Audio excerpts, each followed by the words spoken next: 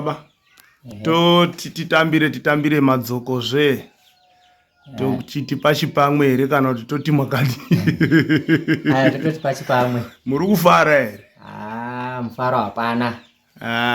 Indawa futi. Alright, ngatichimbonzwa tizwe kuti pane pamakambotaura imimi kuti makanyorerwa recommendation letter nelocal leadership. Anga ari chairman nasabhuku here? Kana chiti takanyorwa tsamba necommittee of 7 zvotaura kuti wamiriri wehurumende yeLens ndo anonga vari pavari 7 ndo anonga riri ziso reLens. In fact ndo dziso reLens riri muvillage munharaunda. Okay, vanotungamirwa navillage chairman. Vochiita mamwe macommittee members kusvika yakunzi committee of 7. Alright, fine. Saka vakakunyorerai tsamba yekurekomenda kuti mushande pamunda? Vakandirekomenda zvazvakanaka. Ndakasimuka nayo tsamba iyoyo ndichiva ndaenda nayo kukoti. Ndaenda nayo musi wacho iwoyo ndakaenda nayo ndo musi wanga uda kuatendwa koti. Saka koti yakabva enda kupostponda madays kuti munozouya musi wa13 August. Saka inini nokuda kwekuti ndandine tsamba inandinayo ndakabva ndadzokera nayo ndobva ndaenda kuitsveta kuLens office. Saka mushure mekunge ndatsveta tsamba iyo ndikutsveta tsamba iyoyo kuLens office ndo pakabva tiringoiti submit Lens office anga aripo akatanga kundipopotera. Ndiye wamamatambidza tsamba? Hongo. Iye Lens office? Makatosvika aripo? Ndakatoti svikei ndichingomira maminutes mashoma iye vasvikawo. Okay. Saka papaino secretary wakanga aripo ndiye akabva musubmitirawo tsamba iyayi recommendation letter iyoyi.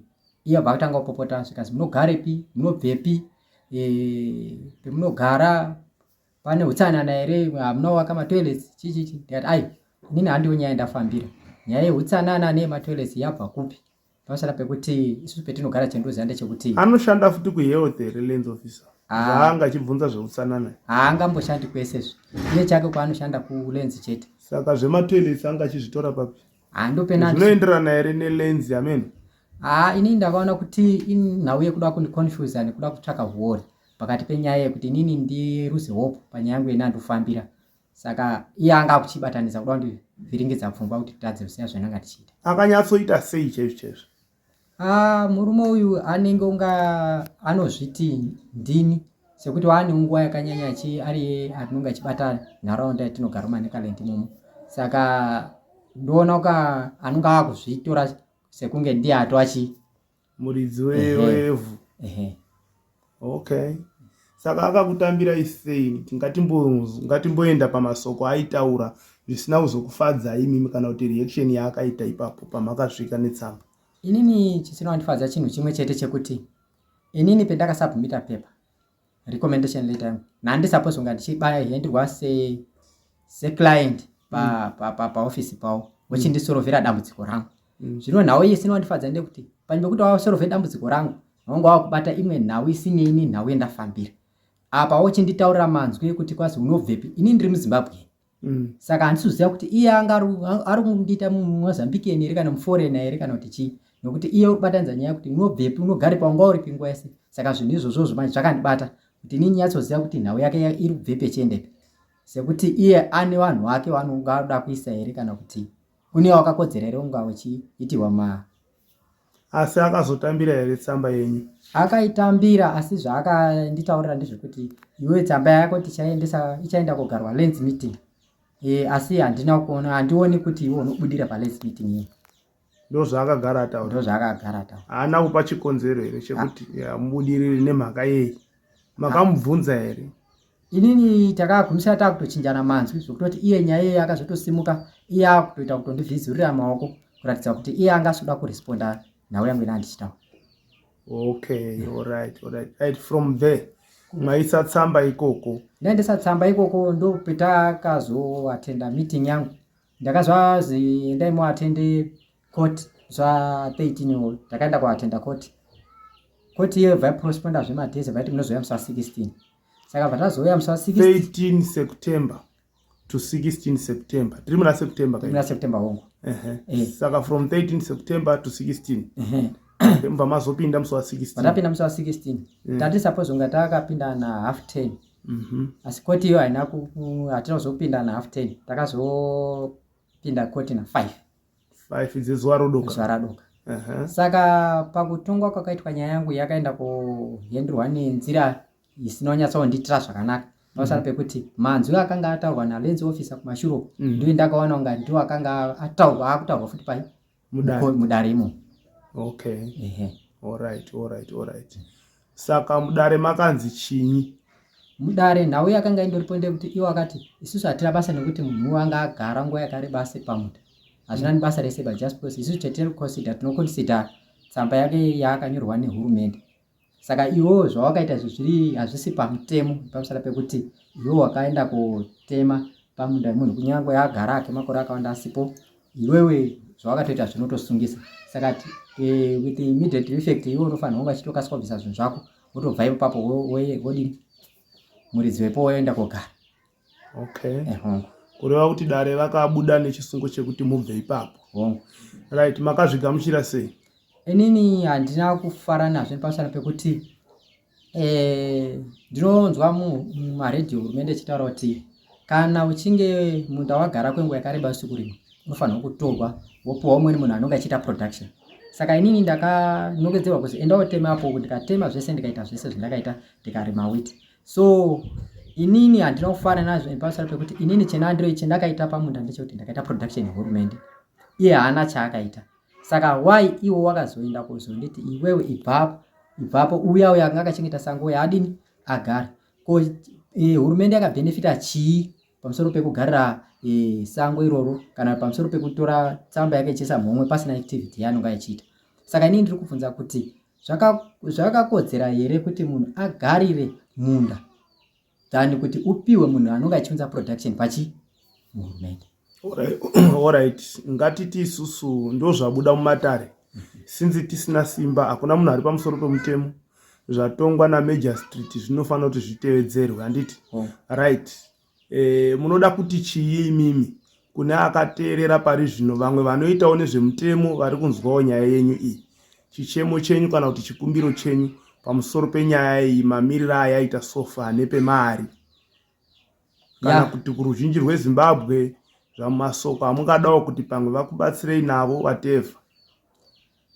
Nini chikumbiro changu ndiri kuti ndakukumbira kubatsirwa pekuti way forward ndingakwanisa kuti ndikaita ndeipi uyezve ndingakwanisa kuti ndikatora matanho api sezvo ndio final here ndakapiwa yekukoti kwendakapiwa, kana kuti pane imwe way forward ndingakwanisa kuti ndingakwanisa kunga ndichienda, kana kuti ndingadzoka here kutraditional kuti ndikwanise kudi kubatsirikana, kana kuti ndakanonoka here handichanyatsoziva pasara pekuti zvinhu zvakutondiconfuse mukati mepfungwa. Traditional zvichireva kuti mwane pfungwa yekuda kumboenda kwaMambo Mutasa. Alright. Saka pamwe mambo vari kuteerera nyaya yenyu munoda kuti chii kuna Changamire? Pamwe vari kutozwawo tingatimboti pamwe vakatoiteerera sinzi iri kuitika mudunhu ravo kana kuti munharaunda yavo. Chikumbiro changu ndechekuti bvisai heti murowe gusvi makuda kutaura naChangamire munde chikumbiro changu kuna mambo wangu ndiri kukumbira kuti mambo vangu vachindinzwawo chichemo chedu pamusara pekuti tona tichisapota nharaunda yavo yavo vagere kuti iwanewo kukurudzirwa kwetora tichiita kuti nharaunda yavo ibudirire. Saka chikumbiro changu kuna mambo wangu, Mambo Mutasa, ndechekuti tiri vana wenyu takagara munomu kubva 2004 tichiuya munomu kuminda, tiri futi vana wenyu tichibva futi kumamisha takabva munana Honde Valley, tiri vana veMamutasa muno.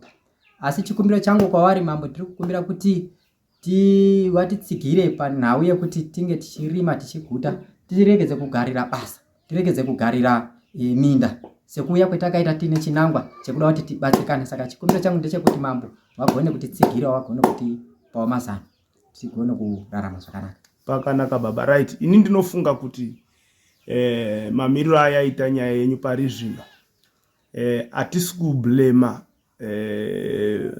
Badare kana kuti Major Street akatonga nyaya iyi, hatisi kumupa mhosva, but ndinofunga kuti zvakanaka kuti pari zvino nyaya yenyu mukaenda kuna Sabhuku mokumbira kuti akusvitsirewo kudare raMambo Mutasa. Muine chikumbiro chenyu sezvo chakaita izvi chakajeka, nyaya yenyu yakajeka. Right. Isusu tiri kuti kunyangwe zvikanzi mwaruza munda iwoyo, mambo ndo muridzi wedunhu. Sezvo muri mwana wavo muchigara munharaunda yavo, munoti vangashaya zvekuzokuitirai here? Kana kuti mwanangu, ndazwa chiteedzera procedure yakati zvichida pamwe munomuka mwatoo pamwe, sezvo muri munhu ane shungu dzekuda kushandisa maoko muchirima, sezvo takaona papati 1 yenyaya yenyu iyi. Takaona kuti takasvika pamunda tikaona pachirimwa chaizvo kwete zvemafanisi. So ini ndiri kungokupai advice yekuti musaluza hope, chiendai kuna Sabhuku. Mwaenda kuna Sabhuku uko kuLenzi garai makangoisawo application renyu sezvinotendwa pamutemo, mogara makangoisawo application renyu. At the same time endai kuna Sabhuku tione kuti havangapushe here nyaya yenyu kupinza mudare raChief Mutasa, zvichida munogona kubatsirika. Uyewo kune vamwe vakateerera pari zvino vanogona kuda kukubatsirai.